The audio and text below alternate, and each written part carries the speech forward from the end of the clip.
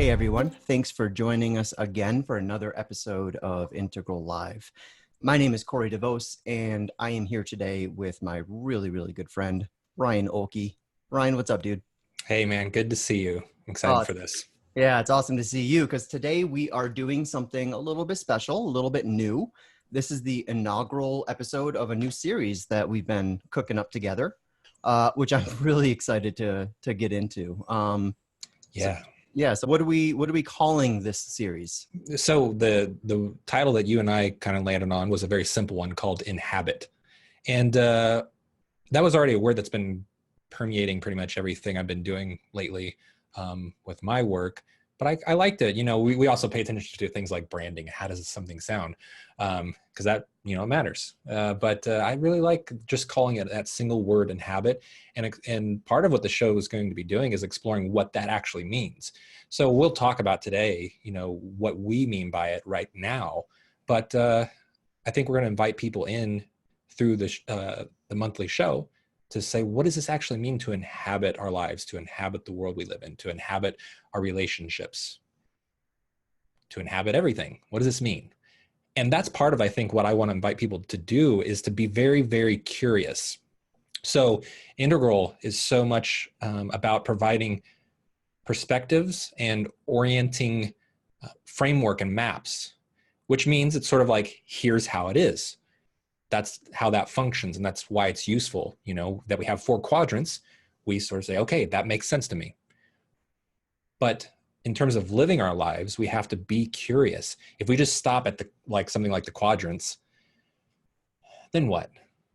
That's the question. Now what? Okay. You understand that these 4 quadrants are a thing, and it seems pretty useful and relevant, but what are we going to do with it now? So Inhabit is pointing to, for me, a curiosity to start that moves us beyond a conceptual framework. We're not disembodying from our conceptual mind, just not stopping there. And then what does that mean to live, to be present in this way? And then what does it mean to respond to the world? So that's a big thing that I'll mention a lot, is this inhabiting and a responding. So how do I respond to life? What choices do I make? Why am I making them? So sort of shifting from our mental maps to the inhabiting the lived territory of our daily lives. Yes. And how do we express this stuff? How does this stuff help us to show up more fully in the world? How does this help us embody ourselves, in our bodies, in our hearts, an embodied heart, an embodied mind, an embodied spirit, all of this embodiment in all 4 quadrants, which means, can mean anyway some very different things depending on sort of which facet you're focusing on. So I'm really excited for this series, Ryan, and for a number of reasons. We were talking pre-show about just some of the challenges that we think the integral community is generally struggling with. And I think one of the challenges that I often identify is the fact that integral tends to be such an intellectual pursuit. You know what I mean? Yes. I mean, the way we first sort of imbibe integral is through our heads. We read a Ken Wilber book, or we watch him talking online in a presentation, or we do any number of these ways of enacting integral material that are really sort of neck up. Yes. And the model itself, I mean, when you learn the model, Ken often describes it as a psychoactive model. His integral theory is a psychoactive model, which means that built into the map is this invitation to embody, to fully inhabit yourself in all dimensions of yourself and all dimensions of your being. And yet that doesn't necessarily come very easily to people, especially, Ryan, just as a final thought, especially since integral is really sort of coming of age during the era of social media, which is itself a tremendously disembodied and even, oftentimes dehumanizing platform. So, I think that all of this is presenting a very sort of unique challenge to integral and integral practitioners and integral thinkers. How do we begin to make this transition from, again, these maps, these mental maps that we've been developing and working with for, some of us for decades, and more into the actual territory of our day-to-day lives and truly thriving, aligning ourselves with our purpose, aligning ourselves with what's good and true and beautiful and all of that. So I'm tremendously excited for this series for all those reasons. Likewise. And, a few follow-up thoughts is that, and I made this comment before, I think probably on the other chat that you and I did, but there is no problem with utilizing and inhabiting our mind with these models. So it's not automatic, because I think if we don't say that, because that's actually true, that the mind is part of who we are, because that's true, anybody who hears stop being in your head, there's going to be an automatic, that sounds kind of like bullshit. And therefore I'm not going to look and be more curious. And if I am sort of being only in my head, then there won't be any change. So there has to be validation to say that it's not only normal, but it's great to inhabit our mind. Right. And so to use these models, they're very, very useful. So we're just inviting people to go beyond only inhabiting the mind. And then there's the things we can even talk about in terms of what does it mean to acquire knowledge and to inhabit that knowledge too, even from the perspective of mind. So, yeah, I think that was my main thought when you said that. I think that's great. So what are we going to do today? Well, maybe should I mention a little bit about myself really quick in case there's people. Oh, please do. I imagine a lot of people may not know who the hell is this guy. Yeah, so that way there's context. So I'm a co-founder of Buddhist Geeks, which some people might be aware of that show. I took a break for quite a while in terms of being a formal part of it, but I'm now back as a formal part. I hopped back on the mic for an interview with Judith Blackstone in the spring, and looking forward to doing a few more interviews coming up in the next month or two. Is that the same interview we just ran on Integral Life? Yes. So that's on Integral Life too, as well. Yeah, and that was focused on trauma and non-dual meditation and non-dual awakening. So how those two interact and how we can heal through inhabiting our body and through somatic awareness. So that's a really relevant episode for this. It was a fantastic episode, guys. I encourage you. It's on integrallife.com, or you can find it on our Everyone is Right podcast. Yeah, and there's some even though it's about her latest book, Trauma in the Unbound Body, it's has a lot of very foundational embodiment practices in situated meditation. So I invite people to check that out, especially if you're really interested in the show. It'll be great. So I'm also a founder of Awakening in Life, which is what I do for teaching and meditation. So, and of course I use the word awakening. I think a lot of people listening to the show are going to be already familiar with what that term points to, but it's integrating. It's a very integral approach of classic awakening, but also in the modern world and in our daily life, and basically a lot of what we're going to talk about on the show is a central question and orientation for awakening in life. So that's a big thing that I'm doing. And also that's part of the Buddhist Geeks hub. And we're going to be launching a new site for that soon. That's going to make this much clearer, but Buddhist Geeks is sort of encompassing a lot more with various trainings. So Awakening in Life training, pragmatic Dharma training, and some retreats and things like that. So it's not just a podcast, but anyways, I'm a big part of that now. And people who saw the Embodied Success program here on Integral Life will know that I'm founder of Power Productions, a mindful-based creative agency. So that's a very in the world, everybody has to do work. Everybody's having to make their living. And so I've done over 10 years in that realm, which has really informed me in a way that I think is unique than had I just been doing nothing but, say, meditation and strictly meditation teaching, even though now that's my primary focus. So people can check that out. And that in the Embodied Success course is an integration of embodiment practices, awakening practices, and bringing vision through work in the world. So what else? You forgot to mention that you're also a grizzled veteran of Destiny. Yes, that's true. I'll never not like video games.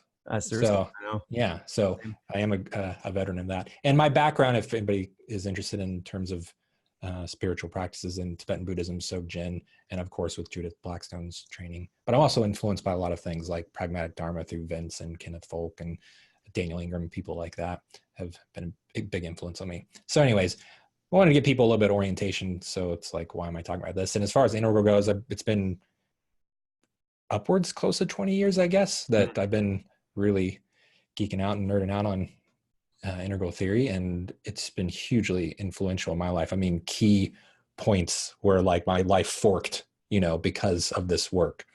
And now is one of those times too, because as you said, I think this is all coming of age of sorts, even to another degree of incredible relevance, not just conceptual. It's really, really relevant. So yeah, I'm happy to be. We often talk about how, Ken in a lot of ways was probably 2 or 3 decades ahead of his time. Yeah. And how, when he was writing this material, at a time when the real life conditions that would demand integral solutions really would start, emerging. And now we are right in the midst of that, right? I mean, we're watching this entire collapse of the developmental spiral right now, and these widening gaps between people, and this massive polarization, and all of these things are happening, and it's demanding integral embodiment. I mean, it's demanding for us to truly show up and exert our influence, and put our hands on the wheel and try to shift the conversation into more generative sort of direction. So absolutely right on schedule. And I think so sometimes I think we're thrust into having to make change in our life because we have no option, right? And this is often the case, like particularly around painful experiences, right? There's just a painful experience that keeps coming up, or that's so intense that we have no choice but to try to make different decisions in our life and try to be different in the world. And I think that's very true, especially on the collective level right now. So I think that's sort of, before, if it's just like, oh, wow, this is a really interesting map and conceptual model, whether it's Ken's work or somebody else's, that can remain at the level of, this is interesting, I'm very fascinated with it. But then if we start having an experience where, let's just say it simply, we're freaking out, then there's a necessity, right? There's a necessity to say, okay, what's the connection between what I see as being valuable in this model and how I'm living it, right? How does that line up or not line up? And now it matters to answer that question. So I think that's a big deal, is being attuned to what really matters, not just what would be ideal. And that can be a real obstacle for folks is idealism, especially if, I consider myself a very idealistic person. I came to Ken's work in that way, right? And all the other things I've done, it's just like, wow, this is fascinating. I'm very curious about what this means. But we have to feel the relevance. And that's probably why I use the term embodiment, is like, how do we feel and know in our bones that this is really relevant? And then what do I do with it? And as you mentioned earlier, use the word how. That's a good question. How? And also for me, I have 2 sort of ways of describing paths, whether it's a path in, say, classical awakening, or maybe we're talking about a path of integral embodiment. One is prescriptive, where things are detailed out. Here's how it is, and here's the steps, and here's what you do, and proceed. And the other is a responsive, where we're trying to respond moment to moment. Now, I like to use both. I like to use prescriptive models as a response as they come up. So I think one shift here for me in terms of anybody who's really passionate about integral theory is that we can relate to it both idealistically and prescriptively. Like, oh, here are the things I need to do. Boom, boom, boom, boom, boom. Now I just need to start checking off the list. But I would love to invite people who are listening to this to start getting very curious and responsive about that. Just suspend all of the maps for a moment, because if you've been passionate about it, it's going to be in here, So like even in a formal practice, to stop right now and try to feel into what's needed in the moment. What do I need? What do we need? What does it need?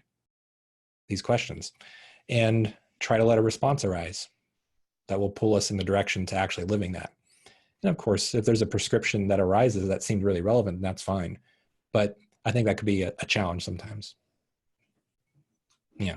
That's all beautifully said. And I enjoyed when you used the phrase "things that matter." It reminded me of Ginny Whitelaw. Actually, we've got another course on integral life called "Lead with Purpose" with Whitelaw, who's really accomplished Zen teacher and Aikido master and all that. And she uses the phrase, what embodiment really is converting energy into things that matter. And I've always really liked that. Yeah. I think one of the points that we're going to be exploring is that embodiment doesn't mean just one thing, and it certainly is not limited to just the physical body. Yes. Ken did an amazing talk a couple months ago where he talked Right. about his definition of integral embodiment, and it was just this full spectrum tour through just on every possible level and sheath of your being. It was exquisite, and really driving home the point that embodiment means really showing up in your fullest capacity again in all of these dimensions and all of these levels and all these different ways. And there's so many ways to go about it. You and I were talking about the different embodiment strategies that sort of come naturally to us. You are right. A more sort of athletically gifted and coordinated guy, which I very much am not. I'm a complete klutz. My kinesthetic line tends to be kind of down here, but that's okay because I found my embodiment practice, which is through things like woodworking and which I'm so impressed with. It's so amazing. If you're listening, you should check out Corey, if you have some photos of this online, check it out. I'm impressed with your work. And it's funny to talk about how bad I am at that. So back here above this plant, there's a tonka that's framed, a print of a tonka that's framed, and I needed to put a metal hook on it, like a little sawtooth hook so it could hang. And first of all, just doing that is like here we go. I can do it. It's like how other people might go to look at a pull-up bar, like I look at that thing. And I ended up nailing it on the back, and then I turned it over and it was upside down. But luckily I could just open the poster and just turn it upside down. But that's the kind of shit I do. So, measure twice, cut once. That's like the golden rule, brother. Gosh, and meanwhile, you're posting these videos onto Facebook of you doing like, lifting your body weight with your pinky and shit like that. And I'm just like, I've got no chance of sculpting my abs. So I'm going to go in the shop and sculpt some wood. It's amazing. Yeah. So I think this is humorous points here about like paying attention to our dispositions and really also accepting that things, depending on what word we want to use, that things aren't perfect. But it's not even really like a dichotomy of perfect and imperfect. It's just like, again, with the idealism and especially a grand unifying kind of map, we can lean that way and be like, oh my God, I got to be attuned to all quadrants and lines and levels and holy shit, but we don't. It's like, and how do we know what's most important? This practice of inhabiting. And I'm leaning more and more to using that word over embodiment because I think embodiment is tied a lot to the somatic, but I automatically include that. Like you can't not have that as part of this inhabiting. And it's a really great reference point. But yeah, we have to be able to drop in and to see what's most needed and to be able to accept and say, yeah, I'm probably never going to be awesome at, hanging shit on walls. It's like, could I? Yeah, but you know how much energy it's going to take me to really get great at that? A lot, and really that's an individualistic sort of perspective about me. But what about the we? It's like, well, guess what? Corey, you're great at that. So guess what? You and I can be a we and we can, complement one another. Yeah. So there are options here. You just want me to build shit for you. Yes, I want that. What you just showed me today, I'm like, can I have that? I want you as my personal trainer, so we can come up with a nice exchange. We just need to be in the same city at the same time. We're good. Yeah, that would help, huh? Yes. I think that was a great introduction to sort of what we're going to be up to. This is going to be a monthly show. Yeah. So we'll be checking in, and one of the things we talked about, Ryan, is how this is going to be largely, in a lot of ways, a practice centric show. Yeah. Right. We're going to be, offering people a set of experiences, contemplative experiences and meditative experiences and embodiment experiences and things like that. And then sort of unpacking this and, trying to find all the different ways that this can really land in our lives personally. Yes. So I think that's going to be really cool, and I'm also excited to have like a really practice driven series here on End of Alive. Yeah. So that'll be cool. Yeah. And even when we are talking about things, it'll be much in the flavor like we've done today, where as much as possible, we're trying to have that tie to our experience.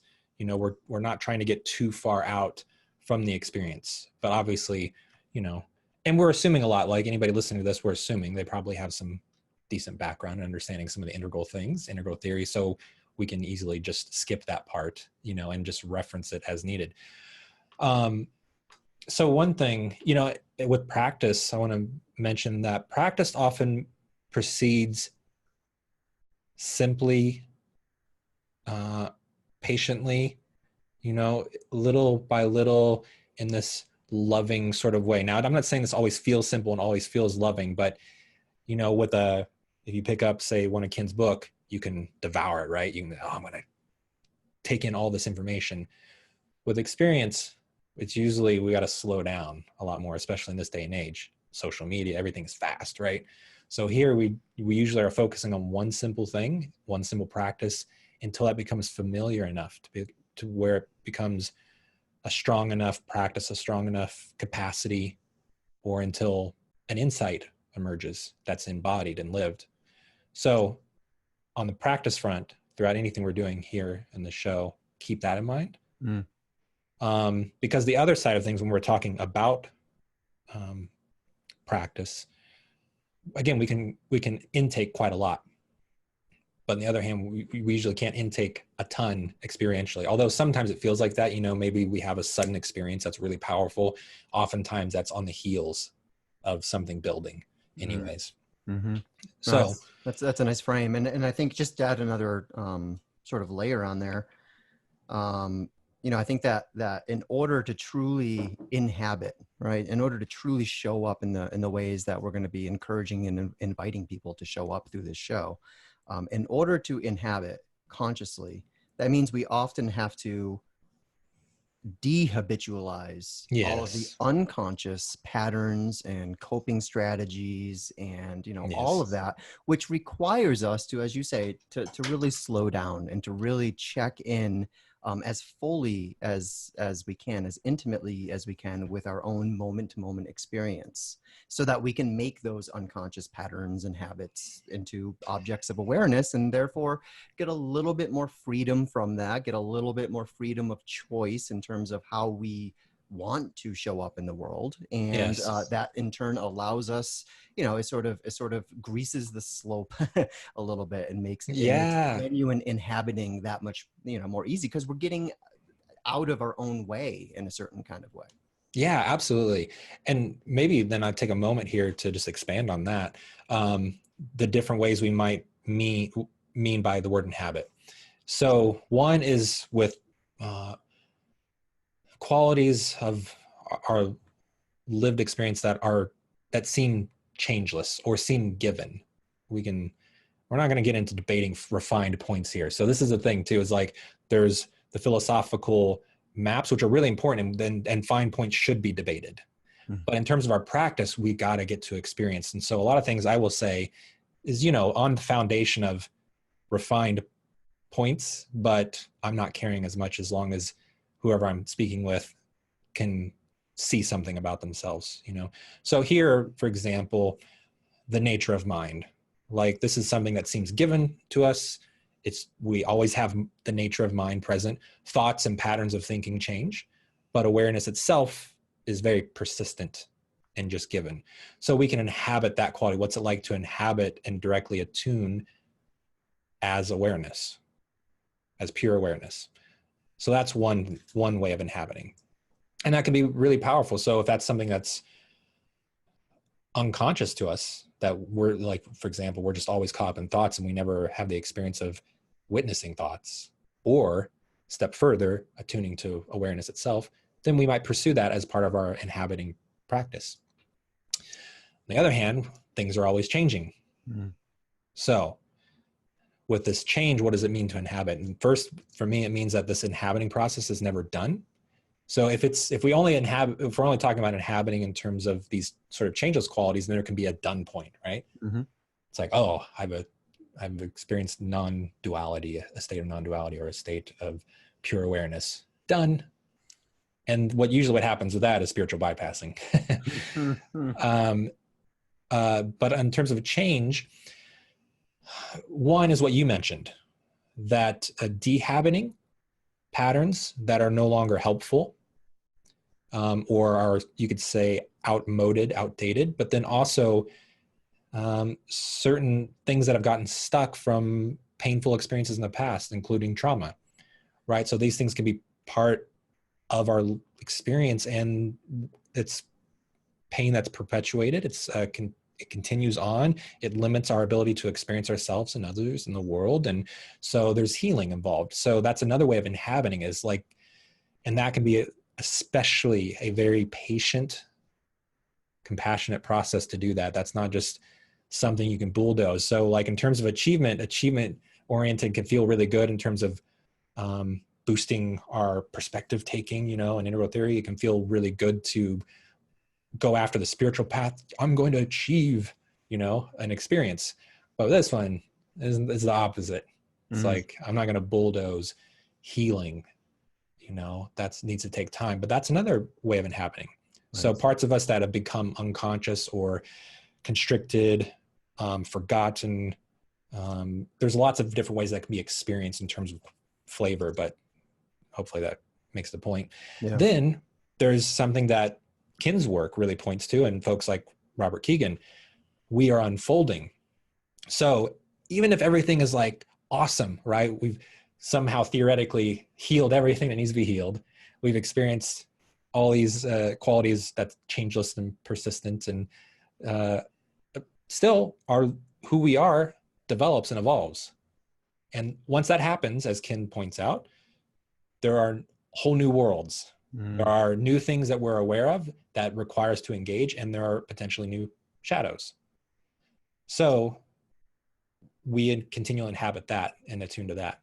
So these are kind of like categories here, if we will, of what does it mean to inhabit.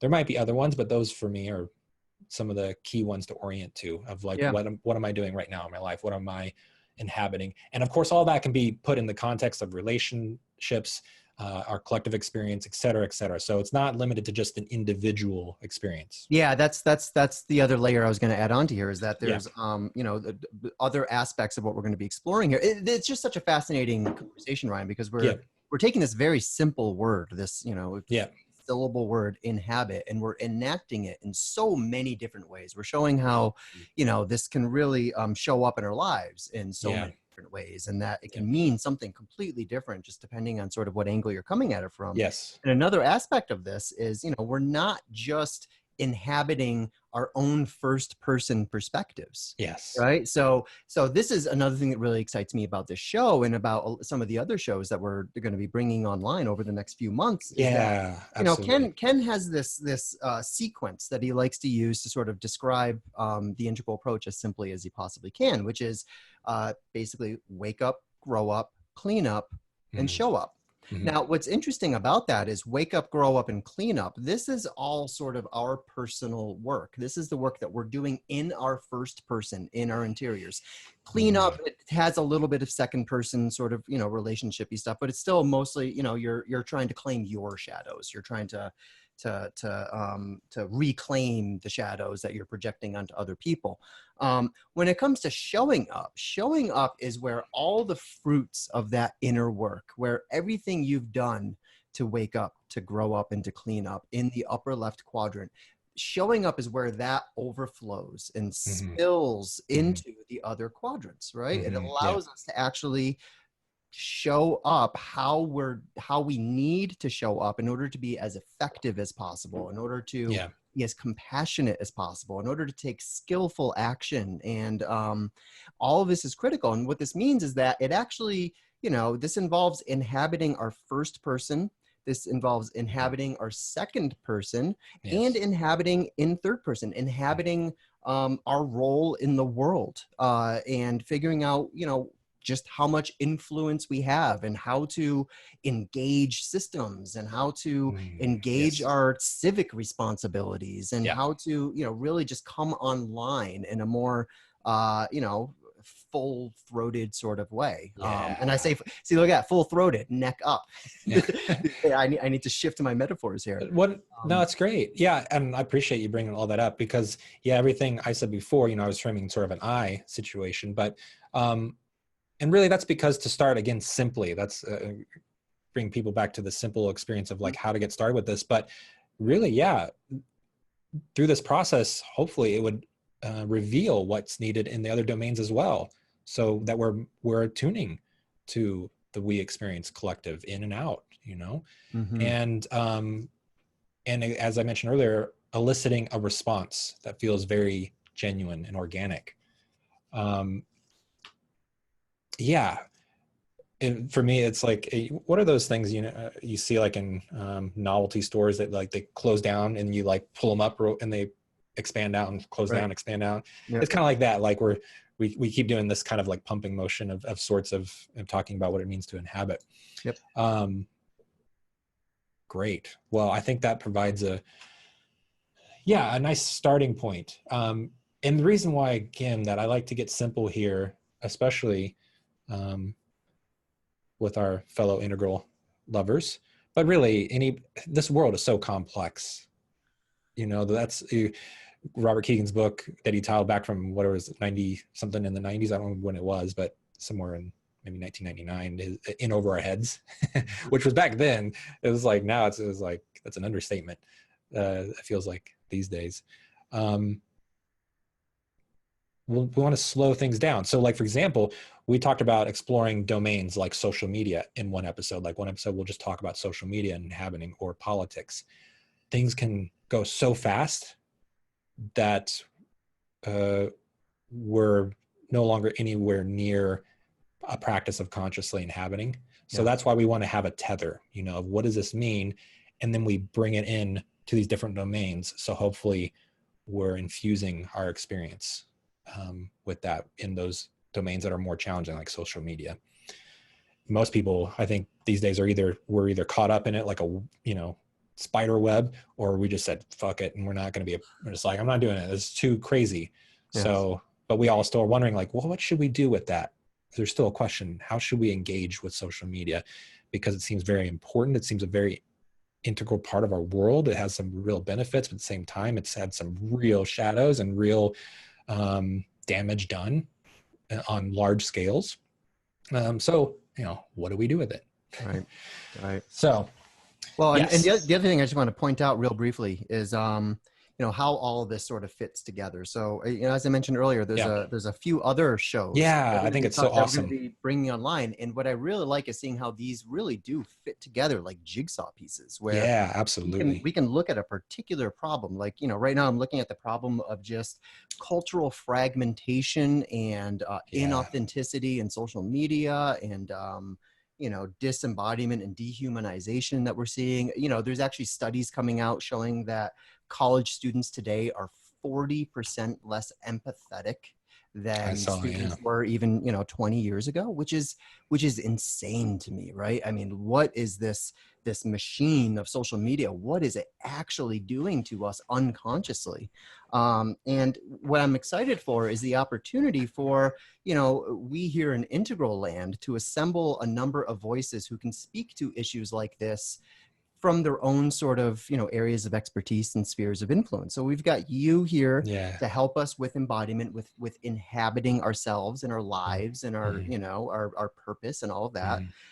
We've got Beena Sharma. She's going to be doing a show with us soon where we're going to be exploring polarity management and what happens when any polarity becomes sort of pathologically cut off from its other pole, which is kind of directly relevant to a lot of the shit we're going through today. We have Diane Hamilton, who's going to be coming online to help us explore really challenging cultural issues and sort of these cultural fault lines and how to cultivate more skillful means and more skillful methods of communication in order to start bridging these divides. So I'm really seeing, and then of course Ken Wilber giving us sort of just a framework to hold it all, and Keith Witt applying this to relationships and psychological health. And I'm really getting turned on by how just sort of in a way holistic this all feels, without, we're not every one of you, every one of our sort of, our contributors here has a different piece of the territory that we need to inhabit. And I love that it's kind of starting to come together, and I'm beginning to see, the image behind it all, which is cool. I was so excited to see that the shows with Bina and Diane being added to the mix. And I think that's so wonderful. And I think also in terms of when I was saying like slowing down and being curious and patient and, trying to really be engaged in an embodied way or inhabiting, like having shows dedicated to some of the pieces, one piece at a time, that's really, really helpful, right? Because if we're trying to take it in all at once, it's no doubt, like, even if we're wanting to go beyond, like, say, concepts, that it's going to be too hard. We're just going to it's too much. Yeah. But if we can break them down into tighter focus points, and that it's done in a really engaged way, man, it's awesome. So I'm excited. I'm so happy that those shows are coming online. Yeah. Yeah. Well, I'm excited to have you, brother. I'm excited to have you, your expertise here. I'm excited that we get to do something with this awesome friendship. Likewise. I have carved out together. I think that we're gonna have a lot of fun in this space. And I'm thinking maybe before we sort of close up, unless there's any other pieces you want to get to, one idea I had, Ryan, was maybe we could offer a sort of a first-person practice. Yeah. And a second-person practice. I've got a nice thing. We were talking earlier about a new platform that Integral Life is bringing online for a nice embodied second-person practice, which we can get to in a little bit. But I was thinking maybe you could lead us on, just sort of a foundational exercise, the sort of exercise that we'll be building on. That would be great. And so what we'll do today, and I think, let's see, the other chat we did, I led us on a little meditation that was sort of like a starter. And so I'm going to emphasize doing very simple increments. And so in one sense, there could be a feeling of like, let's do more. Isn't there more? But I'm really wanting to invite people to just slow down and really feel even just a couple simple steps and make that very familiar. And then on that foundation, we can add another little step, and we can add another little dimension and get it a more full inhabiting foundational practice. So today, I think what I want to do is simply a little practice of arriving. So it's the first step of a practice, it's almost a precursor, but it's very good to do. So to start, wherever you're at, just get situated in a position that feels that you're relaxed yet attentive. And ideally, I'd do this sitting if you can, but if you can only do it lying down, that's fine. I think sitting is a little better than standing for this. You can relax a little bit more. So take a moment to notice your breathing.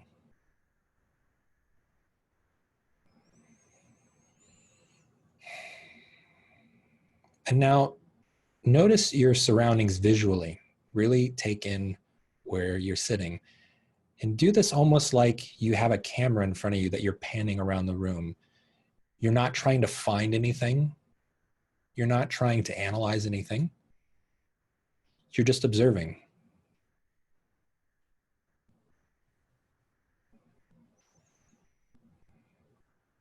And thoughts can arise and stories might arise as you look at things, but just come back to the more of a naked seeing. Let your eyes be soft.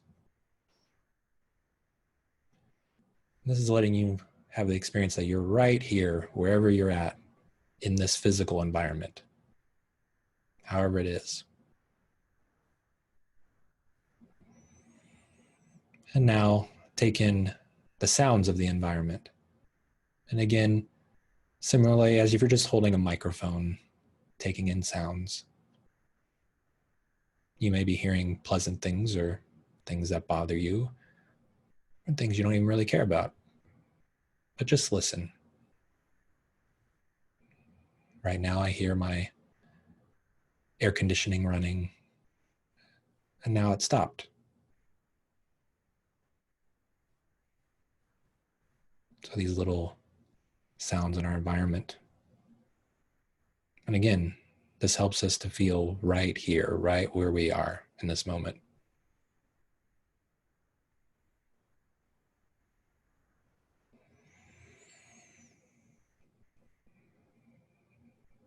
And you can also notice anything like temperature, physical sensations of the environment. Might be hot, might be cold, humid.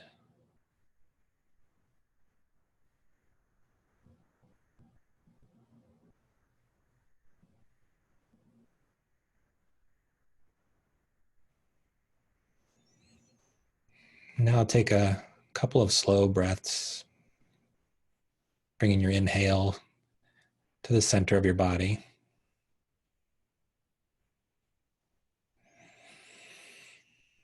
And letting your exhale release wherever it needs to go.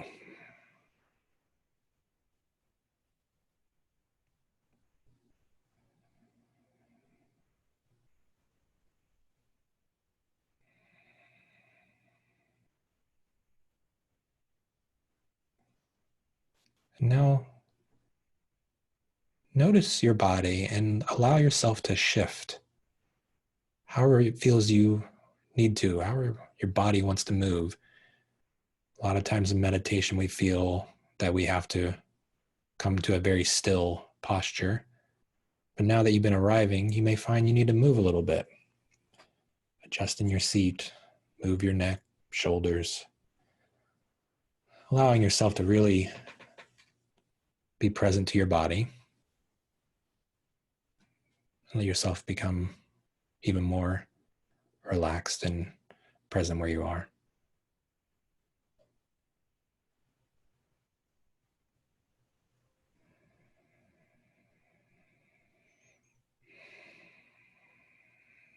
And again, take a couple of slow breaths.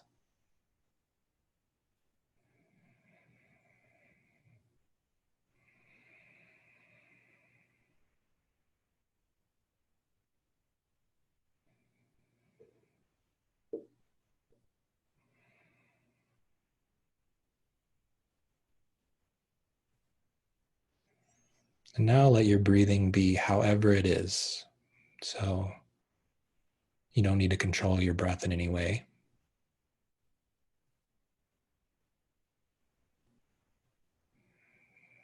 It might be long or short, deep or shallow, slow or quick.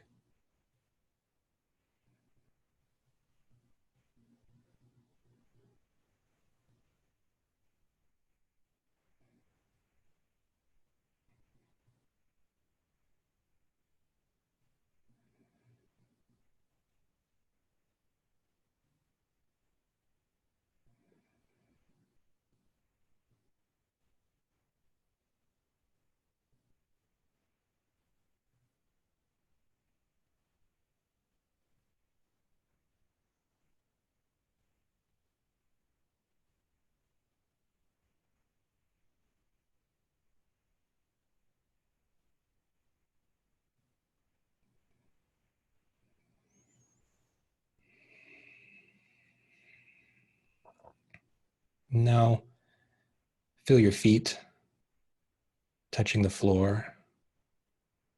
If you're seated, you'll feel your soles of your feet touching the floor, making contact.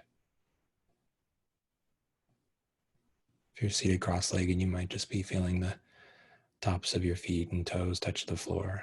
But really feel the contact your feet are making with the floor.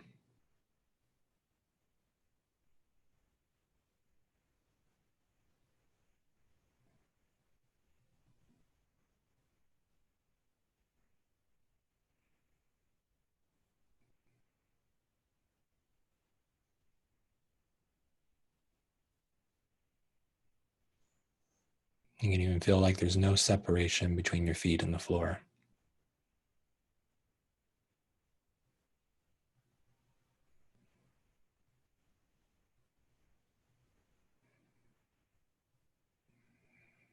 You now notice the contact your sits bones and your legs are making with whatever you're seated on.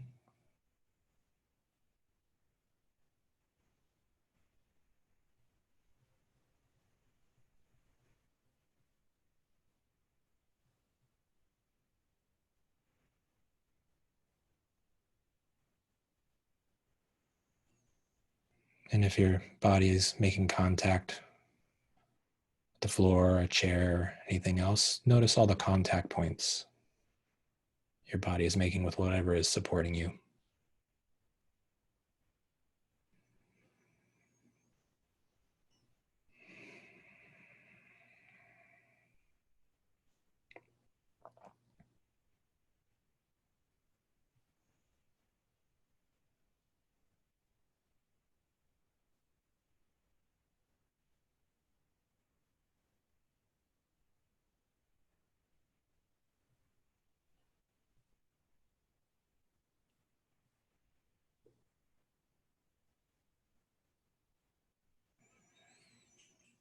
Now notice through breathing, in particular, you're breathing on the outside of your body.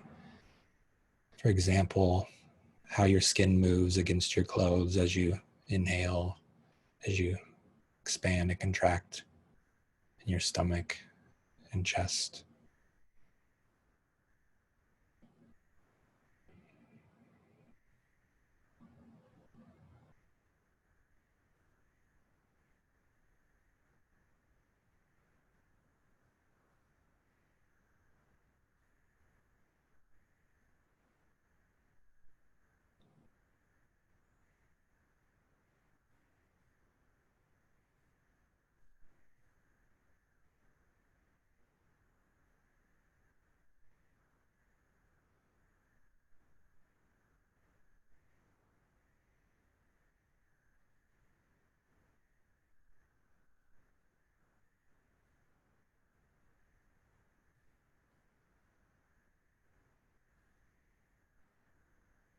And now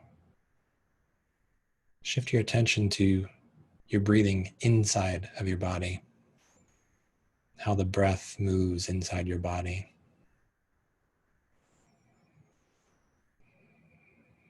Breath moving through your nose and to your back of your throat, the inside of your lungs expanding, inside of your abdomen expanding and contracting.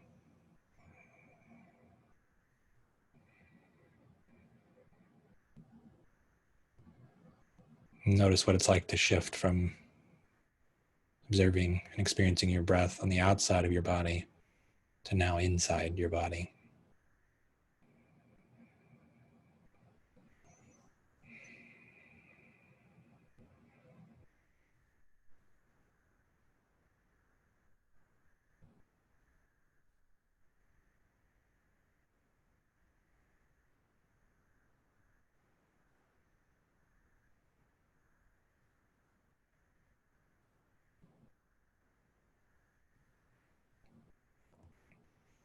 And now let go of focusing your attention in any way and just rest as you are for a moment.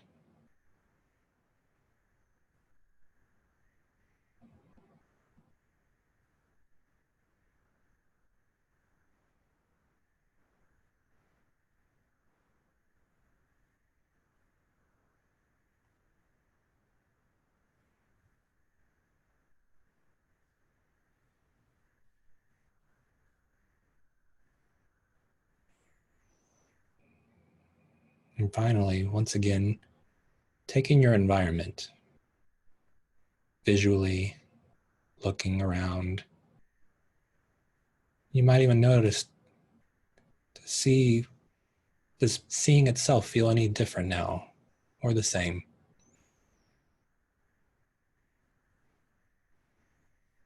And same thing with hearing.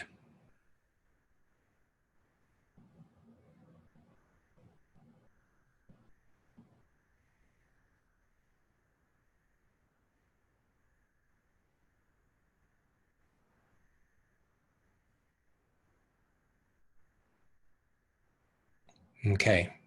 I didn't have my bell here to ring. I'll remember the next time. So with this practice,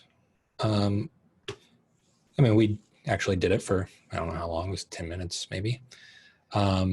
So, that's, for some people, that's a good amount of practice if you're a beginner. In other ways, what we did here could be done in a shorter time period, could be 5 minutes. And to start and proceed another practice you're doing. In particular, for things we'll talk about, we would definitely be going further with that. But what's great about this in terms of inhabiting is what we did is we first inhabited the environment we're in. We're already seated here. So rather than just saying like, we're hopping on the cushion and get right to it. No, slow down. Let's just experience what we're experiencing already without any expectations. We might not like what we're seeing or hearing or the environment, but this is where we are. So this allows a little bit of a transition from what we consider life and practice. So we find our way into the practice this way. And we even did that with the body, to inhabit the body, to notice contact points first, breathing on the outside, and then finally coming inward. And to really notice what that feels like in that whole process to inhabit. And then to reverse that, to not just hop up from practice, that, okay, let's transition and infuse, or at least allow the possibility of infusing our experience outside of practice with what we've done in the practice. So again, super, super simple. And on the surface, you could just blow past any of this. But I really invite people to slow down and to appreciate that. And matter of fact, what we just did there could be turned into very advanced practices, in terms of like Sokjin Mahamudra kind of practices, and so some of that might not be easy. You're looking around and you're like, oh, I'm bothered by everything. And gosh, I want to be not bothered by what I'm seeing and hearing. And that's a problem. Or I'm really distracted. How do I get less distracted? That's very natural. But I think it's very good to include this as a practice, or this kind of approach. This really sets a foundation. So do we have people, I don't know if we have very many people actually live because we just started the show, but I remember there's a possibility of any questions. So if there's not anybody on there, Corey, if you have any imagined questions or questions yourself, I could respond to that. And if not, we can just end. That's fine. Yeah. Well, today, so Ryan, as you mentioned, well, first off, thank you for an exquisite practice. And I'll just kind of reflect on that for a second before getting to this part. It feels really important to me that you're really focusing on these sort of micro movements of awareness. Yep. Because, our nervous systems in today's world are so overstimulated, so overwhelmed. We're processing so much data, mental data, physical data, emotional data. All of this. We're buffeted by just wave after wave of sensation that we can get lost in the sensation. We can actually, to the point where sort of inhabiting our own bodies can feel, as it did for a very long time with me, it can feel like you're learning a foreign language in a certain way.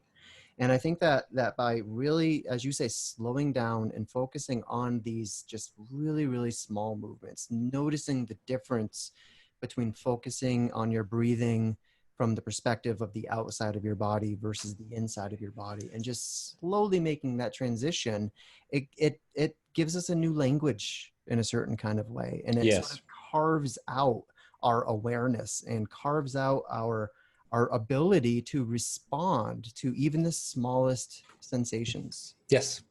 With more precision and more care and more skill. And I think that's really critical. And I think it was beautifully delivered. And just to make a point here, that it could be assumed, I think it's assumed, there's a lot of assumptions made in practices like meditation, where then people start transferring what's done in practice to how you should be in the world. And that's not true. Practice is practice. So here, but this doesn't mean we need to be always slowed down in the world. It doesn't mean that we're not quick and responsive and, more lively. It's just that for the purpose of what we're talking about, it's going to be helpful to slow down. much like earlier when we were talking about how I go to the gym, there are certain things I want to do. Like if you want to be able to do a pull-up, right? You might slow down certain other movements before you get to do that, where that if you can do these other things, it's going to make life a lot easier to then actually do this pull-up, which is much more robust. So here, I think you described it beautifully of why we're slowing down. So yeah. As for your question about back and forth and Q&As and all that, Yes. so that is something that we very much want to bake into this show. We want to talk to you guys. We want you guys to come along with us for these practices and these experiences and these discussions and give us your feedback and ask questions and all of that. So today, I don't think we're going to have any questions. This is our inaugural sort of episode. So we're just kind of laying the foundation.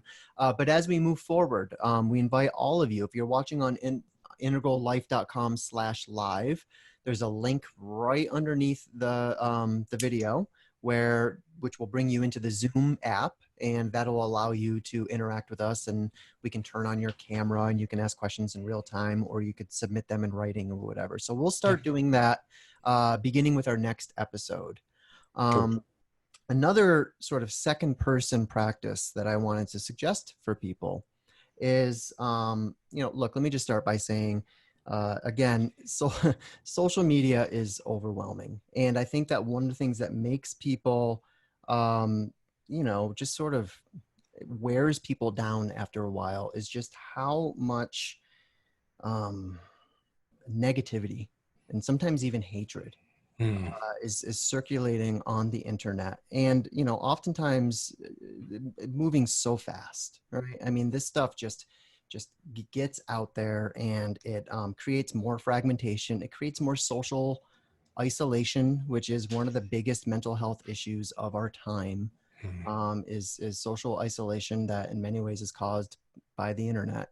And so Integral Life wanted to do something about this problem. So what we've done within the Integral Ventures Network is we've actually are in the process of launching a new platform that's called Mirror. And you can find this platform at www.inamirror.com. And this thing is really cool. What it allows you to do is basically to make someone's day, right? Completely randomly. It invites you to enter someone's email address and basically write a really kind and loving message to that person that makes them feel seen. It makes them feel like, their best qualities are seen. And it's actually really cool. So when you get to the site, you drop in an email address, and then it prompts you. It basically just asks you 3 very simple questions. The first is, what does this person mean to you? The second is, what do you think makes this person so special? And third is, what do you think their unique contribution to the world could be? And man, I tell you, it's wonderful. It's beautiful to both receive a message from someone. Ryan sent me a message yesterday, and I'm not going to lie, my heart was glowing, still is, 24 hours later. It feels so good to read these things and to read what other people think of you. And the only thing that might feel better than that is actually creating a mirror for someone else and letting someone else know how you feel about them. It's so rewarding. It's so gratifying. And it's such a wonderful opportunity to practice embodied relating, right? To really inhabit this space between us, this space that connects us and binds us. I was talking to Ken in our last episode of the Ken Show, and I used, an expression, which was, we live in a universe where everything is moving away from everything else. It's an expanding universe. And the only thing that evolution can do to try to adapt to this expanding universe where everything is moving away from each other is to use things like love and community and connection and spirituality and things like that in order to cross those gaps. And I think Mirror is a wonderful opportunity for people to do that. So my suggestion would be even revisit the practice that Ryan just led us on, that beautiful, rich first-person experience of these micro movements of awareness. And then from that space, log into inamirror.com and send someone a profile. Let someone know how much they mean to you, what you see in them, And it'll make you feel good. It'll make them feel good, and it'll make the universe a little bit of a brighter place. And in fact, there's a tagline on In a Mirror that I really love. The guys did such a good job selecting the tagline. It just reads, "Smile, love is winning." And I read that, and I just automatically, there's an interior smile. I just, I respond to it, and I think it's really lovely, and I encourage all of you guys to check it out. I love it. And Corey, a few things you mentioned, taking what we just did today in the practice I led and doing this from that space. That is exemplary of what we're going to be trying to do here. It's that this is not just simply for ourselves and in a practice and like in this box. No, it's like, what does it feel like then to write something after you sit like this, and that's so awesome. And I did this yesterday, Corey wrote me a beautiful thing that really made my day too. It was just so nice. I was like, oh, thanks. It lifted my spirits, gave me confidence and creativity. And then of course I wanted to do that back.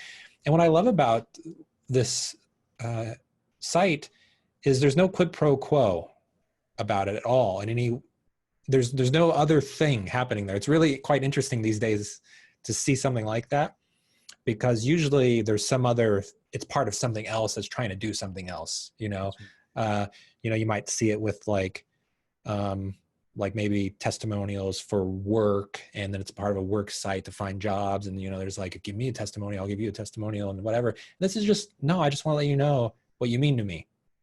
And it provides a nice structure to it. And that simplicity is really beautiful. And I think it's wonderful. I don't know. And all the reasons you said about what the world is like today, you don't see this very much.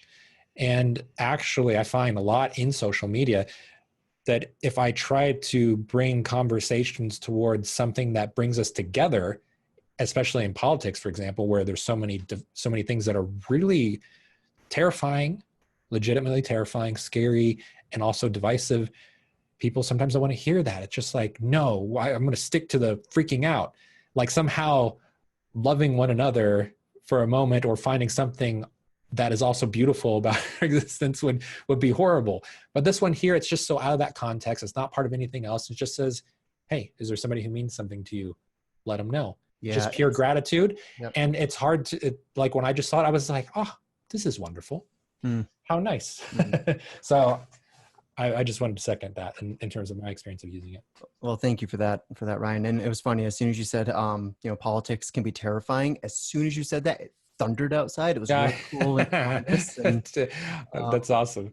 But yeah, the platform, I mean, what I really like about the platform is as you say, when you go into Facebook, there's a certain kind of ethos there. There's a certain kind of way of being. And, as we've talked about, it's very disembodied and often dehumanizing, which means there's a lot of snark and irony and cynicism, and apathy, and, all of this, to the point where oftentimes when you feel, when you try to be authentic, people can undercut you. I mean, you can actually, be sort of made fun of because you're trying to be authentic in a platform like Facebook. Yeah. What's cool about Mirror is that it's fully a post-ironic platform. Yeah, right. It felt that way. Yeah. It felt that way to me. It felt very, very sincere. It almost took me by surprise a little bit, because if you look at the site, it's very simple. There's not a bunch of flashy things going on. And for a moment, I'm like, what's the catch? Like, oh, that's the thing. But no, it's just very, very simple. It doesn't have any of that stuff that you mentioned there. Right. And I think it's a great practice. It's a practice of gratitude, which is one of my favorite practices, actually. Right. So I'm so grateful you brought that up as a practice for people. Well, I'm grateful for you, Ryan, man. Likewise. Thank you so much. Thank you. This was fun. Yeah, this was, I think, a pretty cool first episode. I hope it's helpful in some way to people who are listening, and we would love to hear what was meaningful, and if you want to hear us talk about some things in particular. Love questions. So in terms of being something that's organic and in that spirit of inhabiting, that's why I personally love questions and interactions, is because then it's not simply theoretical, it's responsive. So please leave some comments if you follow us on Facebook or wherever you can do that. That's Really right. appreciate Yeah. it. So there'll be comments. We're going to put this video on Integral Life. There'll be comments right underneath. Oh, perfect. Probably put it on Facebook and YouTube and all that. So, you know, you have Wonderful. an opportunity on those platforms to let us know what you think as well. If you have any questions that you want us to take a look at for the next show, please let us know. Otherwise, plan on joining us for the next show and showing up on camera and, you know, having real-time feedback with us. We love doing that. Wonderful. So until next time, everyone, thank you so much for joining us. Ryan, Thank you. thank you for everything, brother. Likewise, man. Yeah. And Awesome. we'll talk to you guys next time. All right. Bye, guys.